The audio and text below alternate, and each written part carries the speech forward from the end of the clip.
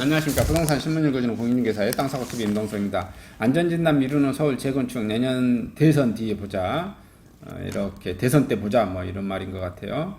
재건축 안전진단 풀이 중인 주요 아파트 봤더니 목동 7단지 준공이 1986년입니다. 적정성 검토 진행 중이고요. 신월 시형 아파트 1988년 적정성 검토 진행 중입니다. 상계 주공 3단지 1987년 준공됐고요. 예비 안전진단 통과됐습니다. 상계 주공 6단지 1988년 준공됐고요. 정밀 안전진단 통과됐고요.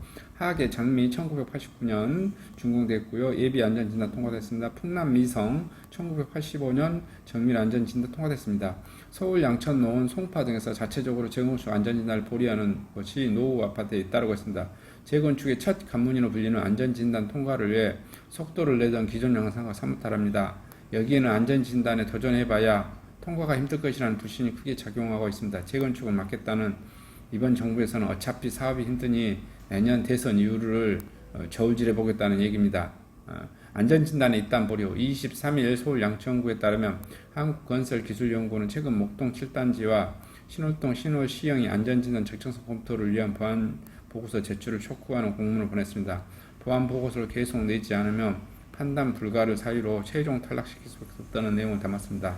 부 단지는 지난해 11월 정밀 안전진단을 통과한 뒤 적정성 검토에 착수했습니다. 하지만 6개월가량 보고서 보안 작업을 미루고 있습니다. 한국건설기술연구원 관계자는 보안 보고서 작성을 통상 길어야 2달가량 걸린다며 양천구는 물론 서울 다른 구에서도 업무 협조가 원활하지 않다고 말했습니다. 목동 7단지 관계자는 적정성 검토를 포기할 경우 발생할 수 있는 비용, 절차 등에 대해 구청에 질의한 상태라며 기본적으로 보안 보고서 작성을 진행한다는 방침이지만 구청 답변이 오면 취소 여부를 두고 주민들 간의 추가 논의가 나설 것이라고 봤고요. 안전진단은 예비안전진단, 정밀안전진단, 적정성 검토 순으로 진행됩니다. 적정성 검토가 공공기관의 한국건설기술연구원, 국토안전관리원 등에서 담당합니다. 노원구에서는 안전진단 단계에서 상관없이 일정을 재검토하는 단지가 속속 등장하겠고요.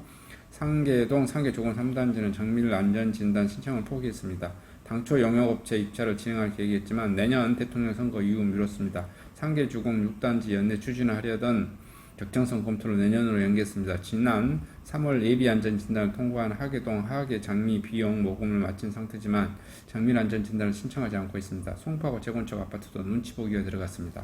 지난 3월 정밀안전 문턱을 넘은 풍남미성은 적정성 검토 신청을 보류했습니다. 풍남미성 관계자는 지난 6월 적정성 검토를 추진할 계획이었지만 다른 지역의 아파트들이 연이어 탈락했다는 소식을 듣고 신청을 미루기로 했습니다. 대선 이후 상황 보자 눈치 보기 안전진단을 보류한 다른 대부분의 내년 대선을 규제가 완화될 수 있으니 기다려보겠다는 방침입니다. 지금은 해봐야 안 될 게 뻔하다는 분위기가 팽배합니다. 재건축 속도전에 나섰다는 노후 아파트들이 소극적으로 태도로 돌변한 건 이번 정부에서 안전진단을 통과하기가 사실상 불가능하다는 판단입니다. 올 들어서만 양천구 목동 11단지, 강동구 명일동 고동 주공 9단지, 노원구 공무 태릉우성 적정성 검토 줄줄이 탈락했습니다. 특히 연식 37년차로 노원구에서 가장 낡은 아파트로 꼽힌 태릉우성이 떨어진 것은 큰 충격입니다.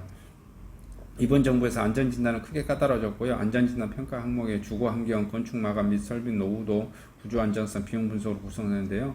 이 가운데 건물 노후화로 평균 붕괴 구조 위험이 있는지 살펴보는 안정성 가중치가 기존 20%에서 2018년 2월 50%로 높아졌습니다. 안전진단 현장 조사에서 확대 등으로 다음은 지난해 6.17 대책 이후 적정성 검토를 통과해 서울 아파트 보건구 도봉동 4만 도봉 단 한 곳뿐입니다. 안전진단은 한번 떨어지면 추가 투입되는 시간과 비용이 크게 늘어나기 때문에 또다시 도전해도 단기간에 기존 결과를 뒤집기가 힘듭니다. 하계장미 관계자는 적정성 검토에서 탈락하면 예비안전진단도 다시 시작해야 한다며 수억 원에 달하는 안전진단 비용을 추가 모금해야 하는 것도 부담이라며 이렇게 보고 있으니까 그 서울 재건축 하는 분들이 내년 대선 때 민주당을 좀 찍어주지 않을 가능성이 좀 다분히 좀 나오네요. 돈이 안전진단 비용으로 수억 원을 날리는 거잖아요. 그냥 그렇다라는 내용이고요. 그 다음에 이제 영끌 2030 대출 규제 직격탄 금융사달이 걷어차나 부글부글 지금 이제 전 금융사가 지금 대출을 다 중단하고 있고 전세도 중단하고 있어서 지금은 좀 난리가 난 것 같아요. 2030 금융사 대출 446조 금융당국의 대출기회 수지가 연일 높아지면서 금융회사들의 속속 주택담보대출 취급을 중단하거나 신용대출 문턱을 높이고 있고 내 집 마련 박차를 타려하는 젊은 층이 정부의 대출 규제에 대해 금융사들의 걷어차기라며 강한 불만을 드러내고 있습니다. 금융사들이 투기와 무관한 전세자금 대출까지 틀어막자 실수요자의 반발이 커지고 있습니다. 하지만 금융당국은 금융사의 2030 부채에 대해 철저한 관리를 당부하고 있습니다. 이들이 최근 주식과 암호화폐 등 위험도 높은 투자를 벌러온 데다 영끌의 대출을 통한 비투로 부동산 규모에 나서면서 가계부채 총량을 크게 키웠기 때문입니다. 향후 금리가 오르면 자산가격 총격이 오면 과거 카드 사태 때처럼 청년층의 부채 문제가 심각해졌다는 게 금융당국의 지적입니다. 2030 세대만 빚 1년 만에 20% 늘어났다. 한국은행 데이터베이스에 따르면 5월 1월 말 2030의 은행권 대출금 잔액이 259조 6천억으로 1년간 40조 7천억이 증가했습니다. 증가율로는 20.5%, 같은 기간에 은행권 전체 세대 부채의 증가율의 10% 2배 이상으로 돌았습니다. 청년 대출이 폭증은 수도권 아파트 가격이 공공행진한 데 대한 패닉바잉에 반영된 결과로 분석되고요. 관계자는 지난해 7월 이후 2030 세대의 신용대출을 통한 주택구매가 이루어졌습니다. 절박하게 집사하는 마음은 모르는 정부 2030 세대는 정부의 대출 규제를 자산 증식의 기회를 끊게 됐다며 반론을 내셨습니다. 정부가 집값을 잡기 위해 2030 세대의 희생양 삼아 대출을 주고 있다는 것입니다. 이대로 세대 간 자산 격차가 더욱 커질 수밖에 없는 게 불만입니다. 정부가 앞장서 사다를 걷어차고 있다는 주장이죠. 청년 세대가 대출 규제가 거세짐에도 빚을 내고 집을 사려는 이유는 자명하다. 수도권 집값은 역사적으로 떨어진 사례가 없다는 것입니다. 20대 직장인 이모씨 청년 세대는 경제생활을 하는 기간 4050에 비해 훨씬 더 긴데 정부가 대출을 주면서 주택담보대출 담보인정 비율을 쥐꼬리만큼 넘겨주겠다는 건 앞뒤가 안 맞다.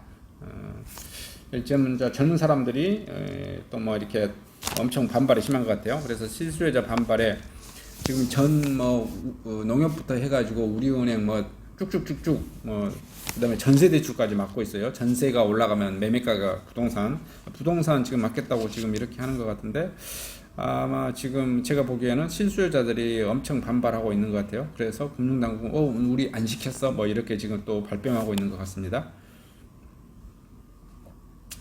이제 은행들은 또 명확한 지침도 없이 그냥 정부 당국이 겁박만 하고 있다고 이렇게 지금 판단하고 있는 것 같아요.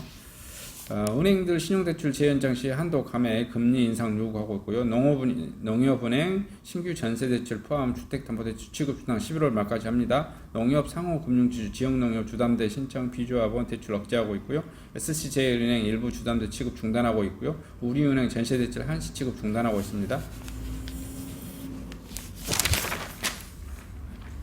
그 다음에 상가 부담금이 폭탄이 재건축의 최대 걸림돌이다. 커지는 초과이익 한수 갈등입니다. 상가 개발에 계산 부풀려져 있고요. 부담금 과도하게 산정될 위험이 있고요. 정부 개선 필요성 알고 있지만 관련 법안 국회에서 수년째 낮잠 자고 있습니다.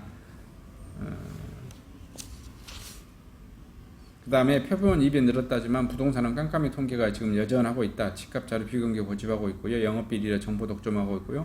조사노는 25명만 찔끔 늘렸다. 이런 소식이네요. 그 다음에 이제 공급 가뭄에 시달리는 수도권 가을 분양 단비가 기다리고 있습니다. 서울 이편한 세상 강일 어반브릿지 593세대 DLENC에서 하고요.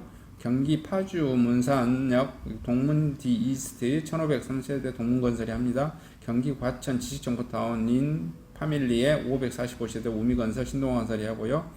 이천 자이더파크 706세대 GS건설이 하고요. 힐스테이트 봉담 프라이드시티 2333세대 현대건설이 하고요. 대구 다서 SK뷰가 1196세대 SK 에코플랜트에서 합니다. 충북 더삽 청주 센트럴 986세대 포스코건설이 하고요. 경북 신경주 더 퍼스트 대시양 945세대 태행건설이 합니다. 전남 광양 아우지구 중흥 S클래스 920세대 중흥건설이 분양을 합니다. 가을 분양 소식이었습니다. 이상 소식을 마치도록 하겠습니다. 감사합니다.